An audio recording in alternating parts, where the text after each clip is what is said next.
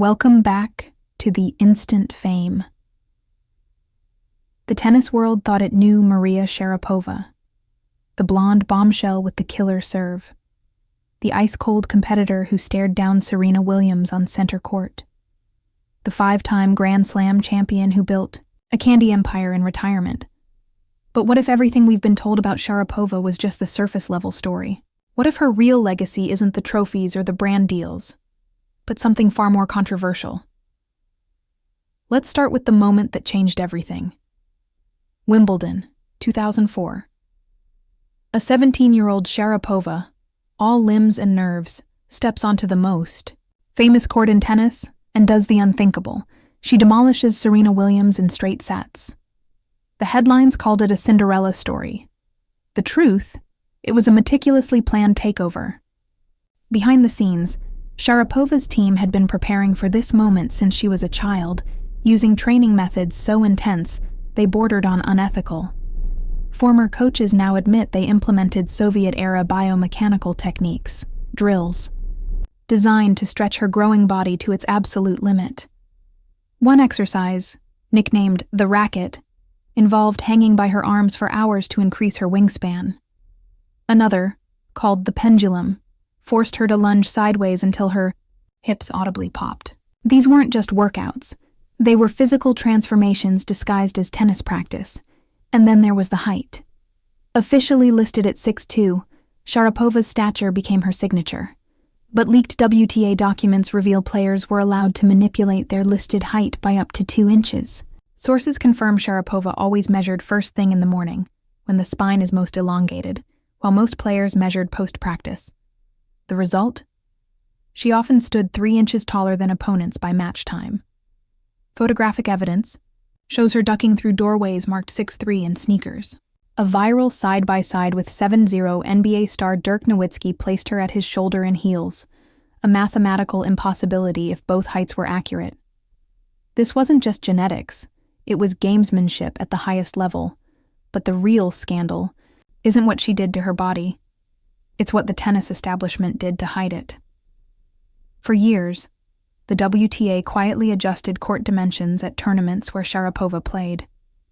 Service boxes were allegedly widened by centimeters to favor her punishing serve. Baseline cameras were positioned at angles that minimized her height advantage on broadcasts. Even the net tension was reportedly altered to deaden returns against her ground strokes. Former line judges have come forward claiming they were instructed to call her foot faults leniently, an open secret among officials. This wasn't just a player excelling. It was an entire sport bending to accommodate a physical anomaly. Then came the grunt, that piercing shriek that became her trademark. Sports scientists now confirm it served a dual purpose, disrupting opponents' concentration while masking her own breathing patterns. Audio analysis shows Sharapova's grunts peaked at exactly 105 decibels, the same volume as a chainsaw, and were timed to opponents' backswings. Coaches estimate it gained her at least 2 free points per set.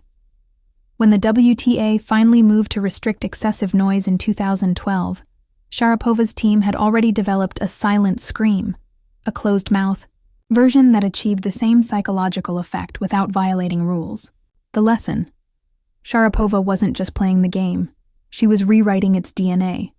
Her retirement in 2020 was supposed to be the end of the story. Instead, it revealed her most shocking reinvention yet. While other athletes fade away, Sharapova engineered a second act that's arguably more influential than her tennis career. Her Sugarpova candy line, initially mocked as a celebrity vanity project, has become a case study in athlete entrepreneurship. Industry insiders reveal the brand's real genius. It wasn't selling candy. It was selling access to Sharapova's unattainable lifestyle. The gummy bears shaped like tennis balls. Each one contained 0.2% less sugar than competitors, a nod to her notorious discipline. The packaging, designed to photograph perfectly on Instagram next to luxury items. The result? A $200 million valuation that dwarfs most male athletes' endorsement earnings. Now the ripple effects are everywhere. The current generation of Russian players, Medvedev, Rublev, Kasatkina, All credit Sharapova for destroying the myth that tennis had a right body type. Sports academies worldwide are quietly adopting her training methods, despite the controversy.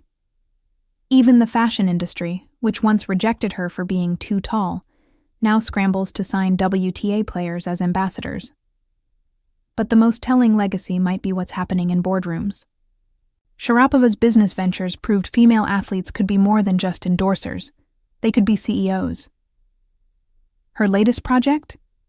A venture capital firm focused on women's health technology, rumored to be developing biometric sensors that could revolutionize how athletes train. It's classic Sharapova, taking the very system that tried to limit her and turning it into her next advantage. So no, Maria Sharapova's legacy isn't just about backhands or business deals. It's about exposing the uncomfortable truth behind elite sports. That greatness isn't just born, it's engineered. That the rules are fluid for those willing to push boundaries.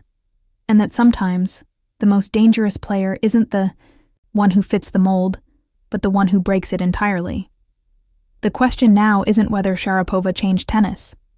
It's whether the sport can ever go back to the way it was before her. Because when history books are written, they won't remember her for the matches she won, but for the game she transformed.